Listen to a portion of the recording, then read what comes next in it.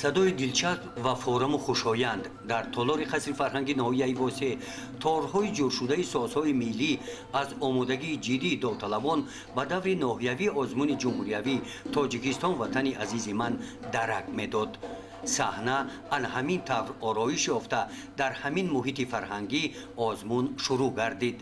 راهبریت بخش فرهنگی ناحیه واسه اطلاع دادند که به هر یک داوطلب امکانیت برابر دادند تا اینکه آنها توانند هنر و استعداد خود را با روحیه بلند ایرانه اینجا نمایش دهند.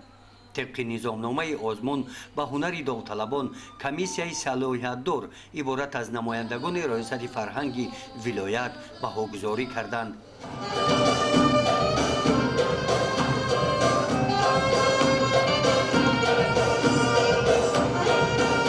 در این آزمون در قسمت دیگر بهترین رسامان ناحیه داوطلبان دور ناحیوی آزمون جمهوریوی تاجیکستان وطن عزیز من اثرهای خود را پیشنهاد نمودند که از جانب داوران بهای سزاوار را صاحب گردیدند.